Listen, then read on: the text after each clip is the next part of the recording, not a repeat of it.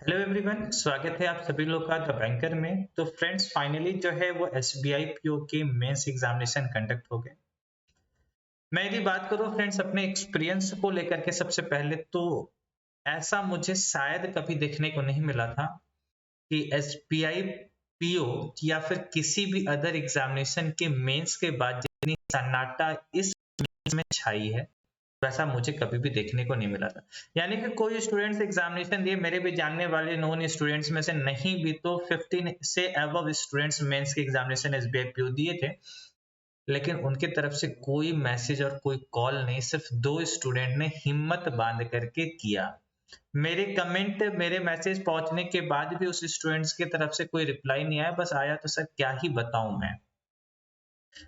शायद आप सभी लोग के साथ भी ऐसा ही होगा। तो फ्रेंड्स, हम लोग इस वीडियो के अंदर में सेक्शनल वाइज कट ऑफ के बारे में बात करेंगे और पेपर किस तरह के थे उसके बारे में बात करेंगे। ठीक है, वीडियो को जरूर शुरू से अंत तक देखेंगे। थोड़ा सा वीडियो का लेंथ जरूर ज्यादा हो सकता है, लेकिन स्किप बिल्कुल नहीं करेंगे। आईबीपीएस पीओ के केसेस में तो कम से कम ऐसा था कि रीजनिंग यदि मेरा टफेस्ट साइड थी, तो कहीं ना कहीं क्वांट थोड़ा सा हमारा सेफ साइड में चल रहा था। पर एसबीआई पीओ के साथ ये क्वांट और रीजनिंग दोनों ने, मतलब क्या ही बताऊं, इस तरह के क्वेश्चन देखने को मिले थे। यानी अटेम्प्ट थे ही नहीं यदि बात करें तो एसबीआई पीओ ने बता दिया कि देखो हमारे पास क्या क्या ऑप्शन हो सकता है। ठीक है, यदि हम सेक्शनली वाइज बात करें फ्रेंड्स, तो रीजनिंग की यदि हम बात करें सबसे पहले, तो रीजनिंग के अंदर में मतलब इनपुट आउटपुट जो क्वेश्चन थे वो बिल्कुल सारे स्टेप पकड़ में आना मुश्किल था। मुझे अभी तक कोई भी स्टूडेंट ऐसा नहीं मिला जो कहा इनपुट आउटपुट के मैंने स्टेप को पकड़ लिया है।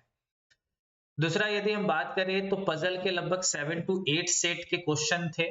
ठीक है, जिसमें हाँ कुछ क्वेश्चन बनाने लायक जरूर था।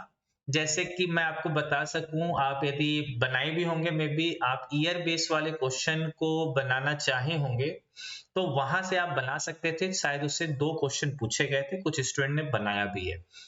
दूसरा, शायद एक इनर सर्कल, आउटर सर्कल, उसके बाद एक स्क्वायर बॉक्स के जो पजल थे, ये भी थोड़ा सा लेंदी जरूर था, लेकिन यहां से भी आप बना सकते थे। 4 क्वेश्चन के आसपास यहाँ पर थे। क्रिटिकल रीजनिंग से टोटल 8 क्वेश्चन पूछे गए थे। बहुत सारे स्टूडेंट्स क्रिटिकल रीजनिंग पे अपने कॉन्फिडेंस नहीं होता है, इसलिए इस क्रिटिकल रीजनिंग को नहीं बनाते। तो कुछ स्टूडेंट्स को लगा एक यही तो एक ऐसा जगह है जहां पर हम कुछ बना सकते हैं। ठीक है, लेकिन फिर भी मैं नहीं कहता हूँ कि 8 के 8 क्वेश्चन को अटेम्प्ट कर देना चाहिए आपको, क्योंकि एक्यूरेसी भी मैटर करती है। तो 3 to 4 क्वेश्चन यदि आपने बनाया है क्रिटिकल रीजनिंग से, और ओवरऑल रीजनिंग की यदि बात करें, यदि आप 7-8 क्वेश्चन अटेम्प्ट किए हैं, अब 7-8 कहने का मतलब आप 5-6 भी आप ले सकते हो, लेकिन एक्यूरेसी होते हैं 5-6 क्वेश्चन, 7-8 क्वेश्चन आपने अटेम्प्ट किया है, तो डेफिनेटली आप रीजनिंग में बहुत अच्छा अटेम्प्ट, क्योंकि पेपर की लेवल थी फ्रेंड्स वैसा, और आप खुद देकर के आए हो। क्वांट की यदि बात करें फ्रेंड्स, तो क्वांट का भी हाल कुछ ऐसा ही देखने को मिला था, जहां पर क्वेश्चन जो है नहीं थे।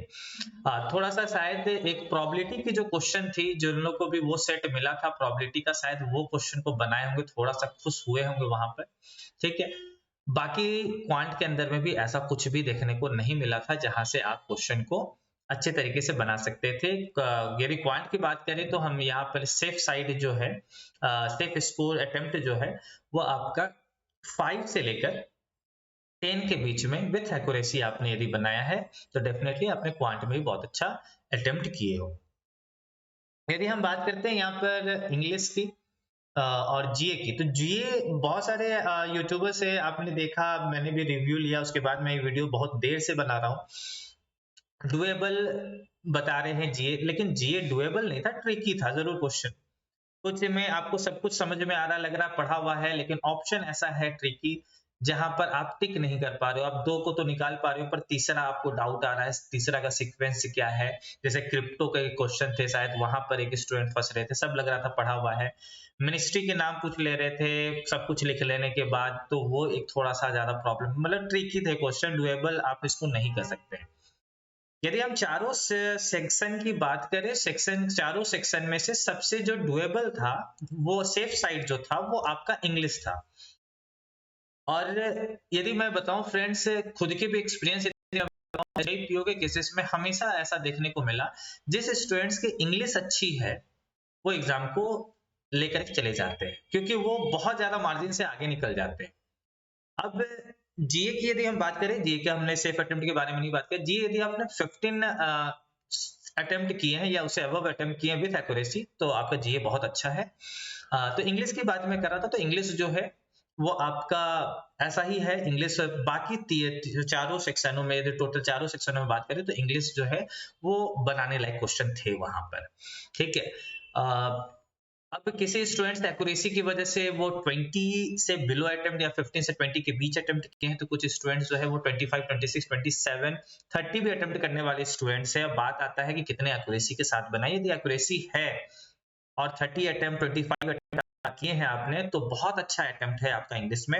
और यदि सेफ अटेम्प्ट की बात करें तो 20 मैं यहाँ पर कहूंगा, लेकिन विद एक्यूरेसी के साथ होना चाहिए। गेम चेंजर जो है फ्रेंड्स हमारा डिस्क्रिप्टिव करने वाला है एसबीआईपीओ के साथ, क्योंकि 25 मार्क्स का यहाँ पे नहीं होता, 50 मार्क्स के होते हैं। जिसने अपने सारे वर्ड के चीजों को फुलफिल किया है, यानी कि लेटर के लिए 150 से 170 था, फिर आपका एसे के लिए 300 के आसपास में थे। तो यदि आपने फॉर्मेट पे ध्यान रखा हो, आपने ग्रामेटिकल एरर नहीं किए हो, आपने फुल जितने भी वर्डिंग थी आपने उसको कंप्लीट किया है, तो ये आपका एक गेम चेंजर बन सकता था। यानी कि आपका यदि उम्मीद है आपके डिस्क्रिप्टिव से कि आपको 30 सिर्फ मतलब 30 मार्क्स आ जाएंगे डेफिनेटली, तो आप बहुत ही अच्छा आप मार्जिन लेकर के चलोगे यहाँ से, ठीक है। बाकी आप लोग बिल्कुल परेशान नहीं होना फ्रेंड्स, रीजनिंग और क्वांट सिर्फ आपके लिए टफ नहीं था, सही में ये सबके लिए टफ था। तो उसको लेकर के आपको अपसेट होने की जरूरत नहीं है। रहा बात आपने कितना अटेम्प्ट किया है, थोड़ा सा आप अपने बारे में आप सभी लोग जरूर बता दें। एक्सपेक्टेड कट ऑफ को लेकर के अभी कोई इस तरह की चर्चा नहीं करेंगे, क्योंकि आपको सेफ अटेम्प्ट पहले जानना जरूरी था और आपने सेफ अटेम्प्ट सुन लिया है। तो मैं एक्सपेक्टेड कट ऑफ को लेकर के भी बता दूंगा, लेकिन वैसा कुछ खास जरूरत नहीं है, ठीक है। Thank you for watching the banker.